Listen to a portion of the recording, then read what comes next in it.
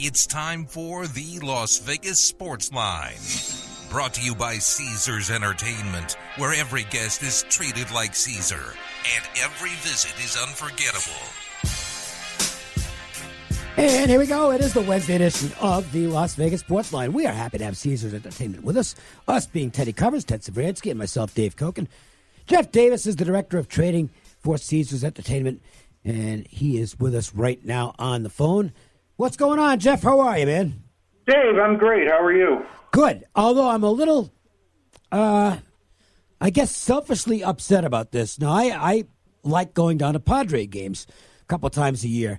And the nice part about going to the Padres games is unless, like, the Cubs or Dodgers are in town, you can get really good seats. Good seats still available. At face value or less. And it looks like that might be changing because the Manny Machado signing is already having an impact. They've done already an additional $3 million in added ticket revenue since Machado signed. And there's real optimism down there. And I'm curious, Jeff, is that being reflected at all in the betting market as far as the futures are concerned locally? You know, Dave, we moved the Padres to 79.5 when they signed Machado, and it's been nothing but under money since. We're at 78 now, and we got a pretty heavy decision needing the Padres to have a good season, and we think they really can. We opened 77.5 back in January, so we're right around the number we opened, and we're pretty happy with that. As far as the World Series market, we went to 40-1. We're still there, and there's been a steady stream of Padres tickets on this in this market, and it seems like people are positive about what the direction they're going. So you're getting Padres season under win money along with Padres World Series future. Sounds like two different kinds of bettors to me. Absolutely, you hit the nail on the head there. Sure. Who else is getting a lot of play when it comes to the season win total marketplace? What teams do bettors seem to like, and what teams are bettors looking to fade in the season win market?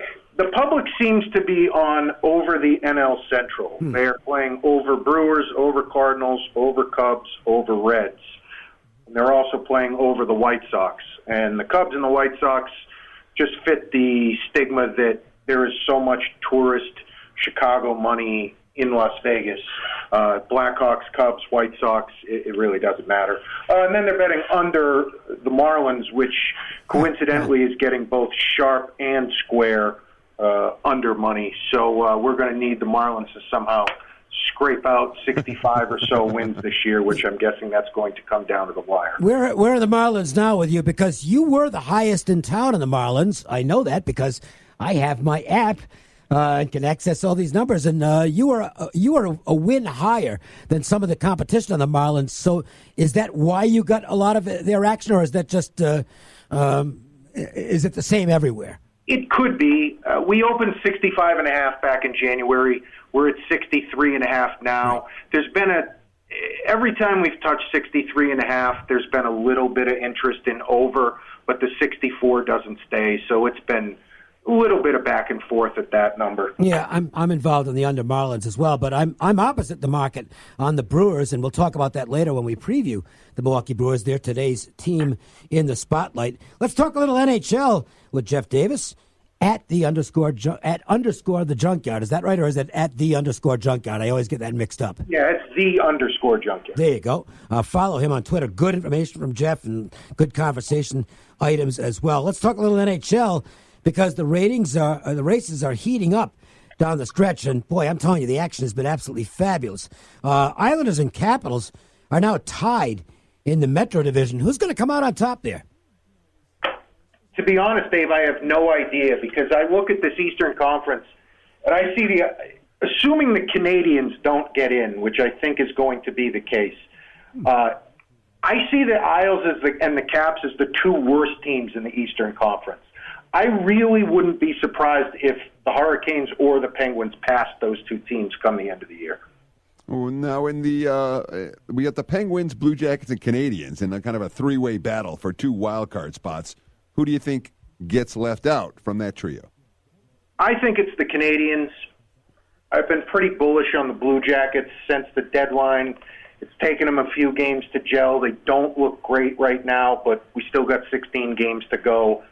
I still think they're going to make the playoffs comfortably, and Montreal will stay home watching. The one thing the Canadians have going for them, though, and it's one sport where, like a dominant starting pitcher can carry you in baseball, a dominant goalie even more so in hockey. And Carey Price is just playing unbelievably well right now. Another great performance last night against the Kings. He might get him there by himself. You're right, Dave. A couple of years ago, 2-3 years ago, the Canadians rode him, and he was the most dominant goalie on the planet. He kind of lost his way through injury there for about a year and a half, but he sure seems to look like his old self. The West is just wide open. You got the Jets and Predators vying for the Central title, the Flames and Sharks in the Pacific. Any thoughts on? And here's the funny thing: I don't think any of them are real dominant right now. The Jets have had some bad moments. Nashville has their special teams stink. The Flames goaltending is really sketchy, and the Sharks, I don't know, maybe the Sharks are the best of the four. You might be right. I kind of put the Sharks with the Flames in terms of the goaltending questions. I don't think Martin Jones is very good at all. The Knights just might be in the right spot. They're going to have to win 2 series without home ice advantage. But they're kind of gelling right now. They've won 4 in a row, albeit against lesser competition. Ask me 2 weeks ago, I didn't really think the Knights had a chance to win more than 1 series. Ask me now, I think they can win at least 2. Sure, the Stone Age seems to have changed everything.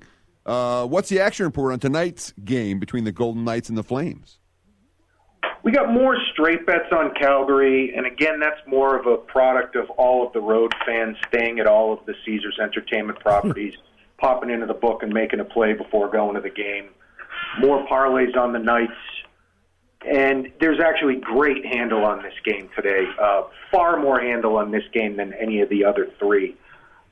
Calgary coming off that hiding against Toronto the other night, you would expect a team of their caliber to come with a much better effort.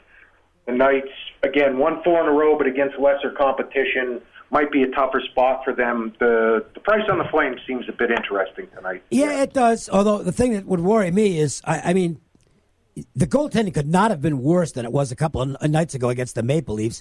I assume it's Mike Smith back in goal tonight because Riddick was just awful in that game against Toronto. And even more so, I agree with you on Martin Jones, but at least Martin Jones has a good playoff ledger for San Jose. I don't see how Calgary can last long in the playoffs with that goaltending, as explosive as they are and as much fun as they are to watch, because they're a really exciting team as far as the skaters are concerned. That goalie play it's awful at times, and I'd love to see the Golden Knights match up with them in a 7-game series because I think Vegas beats them. I'd agree with you, and that would be one entertaining series, probably the best series from a neutral's perspective you could see in the Western Conference. Riddick was out of his mind the first half of the season, and ever since Christmas break, he's kind of snapped back to reality. And he actually is in net tonight. He is. I'm surprised at that. Okay. Maybe he bounces back, but he could not have been worse than he was the other night. All right, let's talk a little golf. The Arnold Palmer Invitational will be missing one of the big stars because Tiger Woods has a neck injury. Does Tiger's absence at this point in his career do anything to diminish volume? It doesn't diminish volume because he's been there enough that golf's interest as a whole has increased in the last year or two. There are so many great players now, and almost every week you get a field with 4, 5, 6 top-name guys like you do this week. No, there's been no shortage of handle. And from a handicapping standpoint, this is a wide-open tournament. You've got the big names, certainly, but you're also on one of those little streaks that we see almost every year on the PGA circuit where for a few weeks, somebody from the field comes out of nowhere to win. We've had 2 weeks in a row with a Who's That winner. Does it continue this week, or do we see one of the bigger names come out on top? I look at Justin Rose this week. This is a tough par 3 week. The par 3s are long here, and the last 4 winners of this tournament have all finished in the top 4 that week in par 3 scoring. He's second on tour in that category. He's putting well. His last appearance in the States, he won at Torrey Pines. He's finished in the top 3 here 3 times in the last 8 years. Price is short, but it makes a lot of sense. He seems tough. If you want to look at somebody longer and keep the long shot streak going, Zach Johnson's a little bit interesting. He's a classy player at a big number. He's a great par 3 player, and he's finished in the top 10 here 3 times in the last 10 years. So he can play well here. He's in okay form, not great form, but I'm sure you can find 75 or 80 to 1 anywhere. Probably worth a stab. Well, let me ask you this. When you have back-to-back weeks where a long shot cashes, when a field guy cashes, do you tend to see more handle on the long shots the following weeks? Do you see more field bets, or is it still the same basic guys who are getting a lot of the betting attention? I don't think last week's result changes too much, but here at Caesars, we're the only place in town that puts up every guy in the field. So every week we always see, a smattering of $5, $10, $20 bets on these guys at the bottom. Like we have bets on D.A. Points and Ted Potter Jr. and Adam Long this week, Bronson Burgoon. And you still are always going to get your bets, on the big names. So as a whole, golf handle has been great. I've got to give you a guy who's due. And he's a great player, but he hasn't won in a while. And I think this sets up well for him. I think his game's ready to come on. Where's Jason Day priced this week? Jason Day we have at 14 to 1. He won here back in 2016. Yep. And he's a fantastic putter, which you need this week. And as far as I'm concerned, he has as good of a chance as any. Yeah, I think I'm going to throw a few bucks on Jason Day to bring home a little bacon for me this week. Well, you got the app in your pocket, and you can do that. Oh, yes, absolutely. And if the price is right, go for it. And that's the beauty of having the app. You can check the numbers on everything on the board at Caesars Entertainment, and that includes a lot of college basketball, which we're going to get to in a second. But before we get to that, let's talk about what's going to be happening with March Madness. You told us about this last week, Jeff, but for people who might have missed it, you guys have a great event going at one of the Caesars Entertainment properties that everybody's going to want to be a part of. Yeah, we got big things going on at the link with the private seating, the couches. There's different levels of packages where you can get bottle service. They all come with all-you-can-eat food. Perfect for groups of, say, 6 to 10. Gratuities included in the price, and it's definitely something for all budgets. We just are doing from March 12th to March 19th to chime in on conference tournament week. We're doing a $25 free bet to all new mobile signups. So nice. Come on down and get your free money. Yeah, I actually had an opportunity to go down to the new Link Sportsbook, and it's impressive, man. It's a nice look in there. It's nothing like if you walked into the old Imperial Palace. I was just going to say it's not the IP anymore. I mean, it really is a sharp venue. So I give you guys credit for putting together a good-looking sportsbook. All right, let's get to some of tonight's games. We'll check out our MJ Christensen 4 at 4. 1, 2, 3 into the 4. Put the fours up. Put the fours up, I said. Do it right now. Tonight's action is just around the bend, and the guys want to get your night off to a great start. 4. It's the Las Vegas Sportsline's 4 at 4. Not 1, not 2, not 3, but 4. Unbelievable. Hey, the fun part of it now for both the odds makers and the players is that these are really big games. You want to put up a sharp number on it. You're going to get great volume on these games. And there's just so many games that have tremendous meaning as we approach the conference tournaments. And look at this one in the Big East, Jeff. Marquette and Seton Hall. Marquette, which was playing great ball, suddenly lost 2 in a row. Seton Hall obviously needs to win games if they want to get to the tournament. So this is a perfect game for bettors to step in and have fun with. Sure is. Like you said, Dave, Seton Hall really needs a win here. A win over a highly ranked Marquette team as a bubble team would help their resume greatly.